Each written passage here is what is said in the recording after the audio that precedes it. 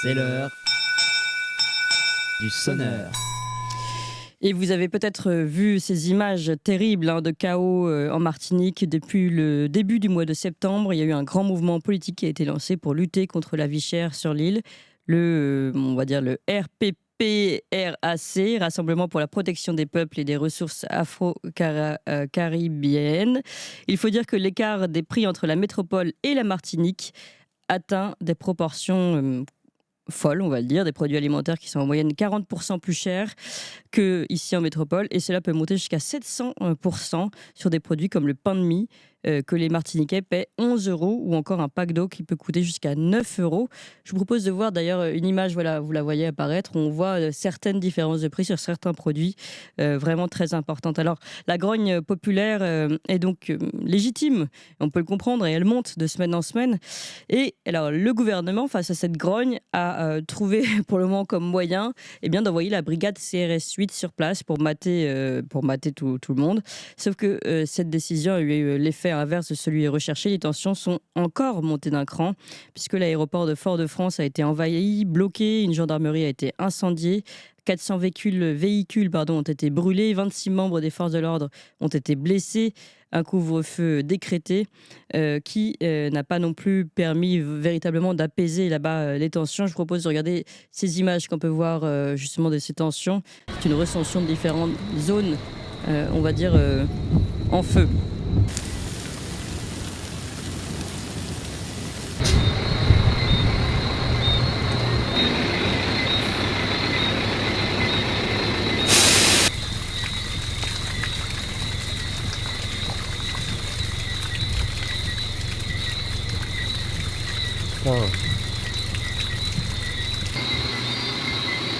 Voilà, on va continuer. Vous voyez en tout cas ici la série de négociations avec le gouvernement a finalement eu lieu. Le ministre des Outre-mer, François-Noël Buffet, a déclaré samedi qu'une baisse des prix serait mise en place de 15 à 20%, bien loin évidemment des 40% de différence entre la métropole et la Martinique, mais c'est tout de même un début, on peut le dire. Je précise que ce ministre ne s'est jusqu'à présent pas encore rendu sur place, mais qu'il pourrait le faire en cas d'aboutissement d'un accord. Alors, l'idée aujourd'hui, c'est tenter de comprendre ce qui se passe là-bas. On voit aussi des sentiments anti-français qui se développent. Est-ce que ce sera réversible? Peut-on trouver des solutions à long terme? Et comment se sent la population? On souhaitait donner la parole à Serge Haribo. Bonjour. Bonjour, Et merci. Madame Oudiakova. Merci beaucoup d'être avec nous ce matin, alors que pour vous, il est bien tard, 1h30, je crois, du matin. Merci beaucoup d'avoir patienté pour nous donner ce direct. Vous êtes agent hospitalier et secrétaire général de l'UGTM Santé, c'est l'Union Générale des Travailleurs Martiniquais. Alors, que se passe-t-il d'abord? Est-ce que vous pouvez nous donner votre version des faits avant d'aller sur éventuellement les solutions? Oui, alors, les images que vous montrez, c'est la résultante d'une difficulté sociale majeure. Euh, Misère et pauvreté, ce mouvement, c'est peut-être ce nom qu'il faudrait lui donner aujourd'hui, parce que la Martinique, on est en pleine catastrophe sociale. Et lorsqu'il y a une catastrophe, il faut prendre des mesures exceptionnelles et faire en sorte de résoudre le problème. Mais là, on le prend peut-être par le plus petit bout Oui. et sans bien comprendre l'importance des difficultés. Parce que quand on parle du niveau de différence des prix pour tout ce qui est alimentaire, il faut savoir que euh, la question des produits alimentaires dans le panier, dans la structure des dépenses d'un ménage en Martinique, c'est 14%. Donc, ensuite, quand vous voyez que 18% des dépenses, c'est le transport, 15%, c'est les biens et services, on est loin encore d'avoir, si vous voulez, soulagé tous ceux qui sont en dessous du seuil de pauvreté. Alors, il faut rappeler qu'il y a plus de 90 000, on est pratiquement, disons, 94 000 personnes qui sont sous le seuil de pauvreté sur 360 000. Donc, c'est quand même assez important.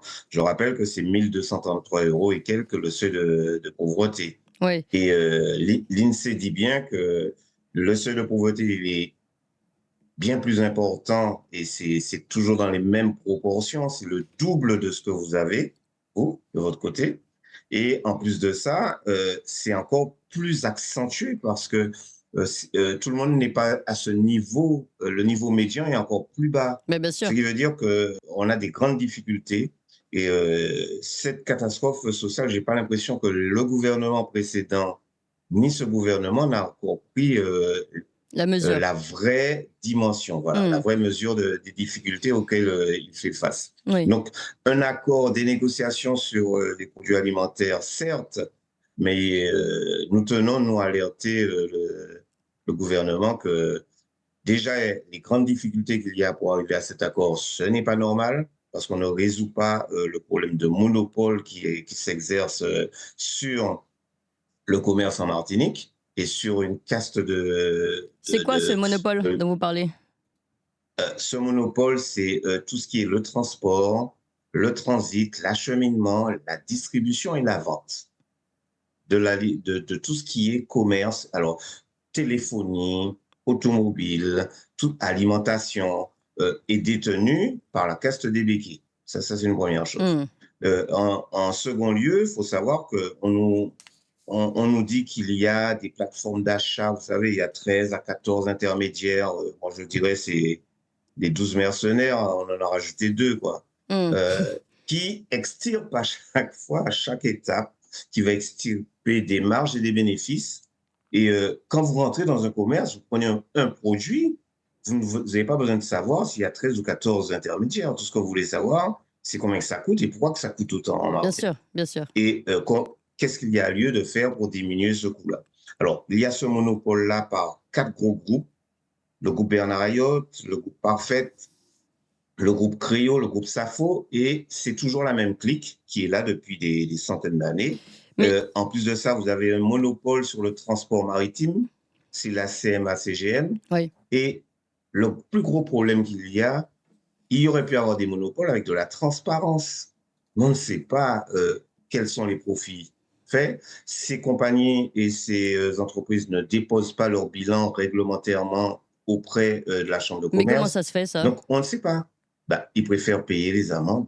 Et puis, vous avez des gens qui arrivent à toquer ces toxins. Bah, alors, peut-être le matin, ils font comme vous, ils tapent très tôt à la porte de l'Élysée. Et ils ont leurs entrées par la petite porte et ils arrivent à faire en sorte que ça perdure et ça reste ainsi. Mais ce qui est dramatique au-delà de tout ce qu'on dit, c'est que la misère s'est accentuée. C'est accentué. On s'était parlé il y a environ 2 ans. On avait déjà, Oui. si vous vous souvenez bien, un grand débat au niveau de la question de la vaccination, mais aussi Oui. de l'organisation de la santé. Ça avait débouché normalement sur des ateliers dans lesquels il y avait la situation de la jeunesse et tous ces éléments de société. Ça n'a pas été, il n'y a pas eu de solution réelle. Donc, on est maintenant 2 ans après avec un niveau de difficulté qui est beaucoup plus important Bien sûr. et qui demande aujourd'hui un plan d'urgence. C'est ce que nous réclamons, qu'on puisse analyser tous ces secteurs qui sont en grande difficulté. À titre d'exemple, je vous dis, il manque 13 000 logements sociaux. On nous dit que c'est 1500 par an. Donc, on est là pour 9 à 10 ans à résoudre ce problème, sans compter ceux qui seront devenus adultes, qui auront besoin de logement. Bien sûr. Donc, c'est les tonneaux de Danaïde, on jette tout là-dedans. De l'autre côté, il nous manque des places en EHPAD. Il faut les construire. On n'a toujours pas de plan. On a des agriculteurs qui attendent de pouvoir cultiver et nous permettre d'être un peu moins dépendants du bateau qui arrive avec ses conteneurs. Et Bah oui. 1000 hectares dans une banque de terre. Et oui, c'est bien d'avoir ces 1000 hectares-là qui sont en capacité d'être cultivés, mais on ne se donne pas les moyens de mettre en sorte que derrière chaque hectare, il y ait un agriculteur, un jeune agriculteur. On a une école d'agriculture qui va aujourd'hui jusqu'à à former des ingénieurs. Donc, c'est quand même Oui. des écoles qui ont avancé. Bien sûr. Avant, c'était des ouvriers agricoles. Et là, on a ce plan et ce programme de développement et de non-dépendance à mettre en œuvre. Il faut, alors, peut-être, oui, diminuer les prix, mais il aurait mieux valu peut-être aider les agriculteurs. Et ça Mais bien rejoint sûr. un peu ce que les agriculteurs disent en France. les aider à produire et à fournir de quoi manger et alimenter la population à des prix raisonnables et avec des bénéfices directement pour eux. Bah, C'est d'échelle la même d'économie chose. locale, bien sûr. Mais c'est Mais tellement voilà, logique, c'est tellement du bon sens. Oui. et là, on a en face de nous des gens qui n'ont pas l'air de très bien comprendre cette logique populaire qui dit que à petits pas, on arrive peut-être à faire des grandes choses. Mais il faut s'y mettre et il faut aussi orienter les flux financiers là où est-ce qu'il faut. Mmh. Alors, vous avez pris l'exemple des produits. Il y a beaucoup de gens qui reprennent maintenant l'exemple de la banane. Le produit de la banane, je vous assure, c'est pas ce qu'on mange en Martinique. Le plus, c'est plus exporté. Euh, En ayant les subventions européennes, ces producteurs bananiers arrivent à vendre la banane moins chère à l'exportation que sur place. Ah oui, c'est dingue. Alors, Ouais. essayez de comprendre la logique. Mmh. C'est difficile à comprendre, d'autant plus que cette production de bananes n'est pas une production pour la population. Donc, ça veut dire quoi? Ça veut dire qu'on a des hectares et des hectares qui sont subventionnés et sur-subventionnés par l'Europe, alors qu'on pourrait subventionner avec c'est même une répartition différente avec l'agroalimentaire, avec les maraîchers et un développement avec derrière une consommation locale. Donc c'est ce que nous disons qu'aujourd'hui, il faut véritablement qu'il y ait un autre niveau de discussion Oui. avec et que lorsqu'on entend que le ministre dit qu'il ne viendra pas, qu'il attend que ça soit signé, c'est très mauvais signe. Eh bien sûr. Ça veut dire que, vous avez compris, il y a pas, les solutions ne sont pas là, les vraies Oui. solutions ne sont pas là. Oui, oui. D'autant plus que le budget des départements d'outre-mer a été diminué. Oui, d'accord. Et donc, Oui, alors que beaucoup de budgets, on l'a vu, dont celui de l'Élysée continue d'augmenter, dont celui d'ailleurs des euh, parlements, du Parlement. C'est toujours intéressant de voir en effet où sont versés l'argent, parce que parfois il y en a. Serge Haribo, vous a dit beaucoup de choses, c'est très intéressant et encore une fois, merci d'être avec nous en direct de manière si tardive pour vous. Vous avez parlé de casse des béquets tout à l'heure, vous avez parlé de ces personnes qui vont toquer à la porte de l'Élysée. Et vous avez bien fait de rappeler qu'on s'était déjà eu pendant cette période de vaccination imposée pour le Covid, pour laquelle la Martinique était beaucoup plus, entre guillemets, rebelle que les Français de métropole.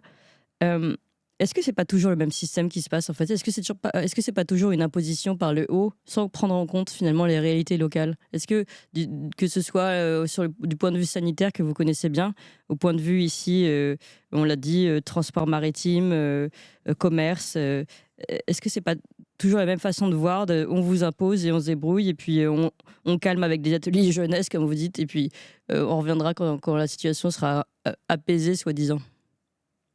oui, c'est tout à fait ça. C'est-à-dire que nous, on a suivi aussi la période des Gilets jaunes. Et on tient compte des expériences. On regarde comment le gouvernement il intervient, il agit, et comment il répond à la demande de ce qu'on aurait pu. Peut-être c'est comme ça qu'il parle du bas peuple. Hmm. Les gens réclament de quoi vivre normalement. Et c'est ça qu'il faut bien comprendre. Avoir respiré un peu dans la vie et peut-être apprendre à réussir à se projeter. On a des enfants, on n'arrive pas à leur dire tu peux te projeter, tu vois. C'est du chômage, c'est des difficultés, Ouais, c'est ouais. des emplois Ouais, ouais. sous-payés. Donc là, les réponses ne sont jamais adaptées. Et puis, en contrepartie, comme vous dites, on voit de la gabégie. On voit la gabégie et c'est Hmm. vrai que derrière ça, on voit le président venir en bras de chemise, faire semblant de discuter, on l'a vu, discuter, de faire des assemblées, je discute directement, mais je n'apporte aucune solution directe. C'est Hmm. ça qui est important à retenir. Donc aujourd'hui, il y a lieu de bien comprendre les flux financiers de budget. Il faut qu'on sache où est-ce qu'il va. Hmm. Et normalement, si on résout le problème des plus pauvres, je suppose que tout le monde, en tout cas la grande majorité, peut-être pas les plus riches, mais la grande majorité sera un peu plus à l'aise. Bien Et sûr. on ne permet pas, et ça c'est valable partout, il y a cette imposition de décisions qui sont toujours à laisser aux résultats et au profit des plus grandes multinationales, de ceux qui ont toujours plus, comme s'ils sont en train de se gaver sur le dos du peuple. Ouais. Et ça, je crois que c'est important à comprendre. Il y a des possibilités. Il faut que ces gens-là ouvrent leurs livres, de toute façon en Martinique, les livres de compte, qu'on puisse savoir les bénéfices qu'ils ont faits. Je vous donne par exemple tout simplement, on a parlé de l'octroi de mer, je ne sais pas si vous en avez entendu comme solution, un abaissement de l'octroi de mer à 0% sur des produits alimentaires, la même chose de la TVA.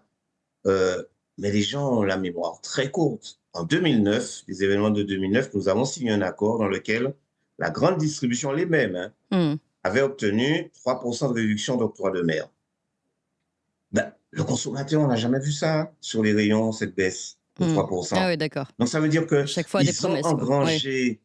Ce sont des promesses, mais il faut faire attention à la réalité. C'est que les 3%, ils les ont eu. Oui. Une baisse sur le transport, l'entrée, les taxes. Ils ont eu cette. Et on n'a aucune obligation de leur côté Oui, donc ils ont de encore dire gagné ce que finalement, vous ils ont avez encore fait avec empoché. ça. Oui. Mais bien sûr, ils ont gagné, ils ont clenché, ils ont rangé des bénéfices. Et là aussi, je pense que c'est la même chose sur le territoire en France qui se passe. Il Hmm. faut que de plus en plus on soit vigilant et que l'on demande des comptes parce qu'on Vous a avez le raison, droit de demander des bien comptes. sûr. Et c'est un devoir à la limite de ne pas lâcher comme ça. On parle de millions d'euros. On ne parle pas de centimes, mais nous, on regarde le prix 10 centimes, 20 centimes, Oui, 30 oui, centimes, oui, un oui. euro en On n'est plus pas sur sur les mêmes échelles. une marchandise. On n'est pas du tout sur les mêmes Oui. échelles. Et eux, ils s'engraissent. Et c'est- Regardez les interlocuteurs qu'il y a dans les discussions. Ceux qui représentent la grande distribution, il n'y en a aucun qui aurait des problèmes d'alimentation. et- Serge Haribo, on a déjà dépassé notre temps, mais c'était important de vous donner Je vous le temps de la remercie. parole. Non, non, je vous en prie, je voulais vous demander, vous poser une dernière question, et si vous le voulez bien, on vous reprendra régulièrement, parce que c'est très important ce que vous nous dites. Est-ce que vous pensez là que ça peut aller plus loin? Est-ce qu'on peut véritablement arriver à une forme de révolte? On a vu hein, quand même ce mouvement de colère qui aujourd'hui s'étoffe et devient de plus en plus important en Martinique. Il faut faire très attention. On est sur une situation explosive. Les jeunes sont encore plus déterminés, beaucoup plus déterminés qu'avant. Et s'il n'y a pas de véritable solution, on ne fera que retarder le problème ou alors ça va exploser directement. Ça, D'accord. c'est évident, il faut faire très attention. Merci beaucoup, Serge Haribo. C'était très important. Merci d'avoir pris le temps et de nous avoir attendus C'est jusqu'à moi qui vous remercie. quasiment 2 heures du matin pour vous.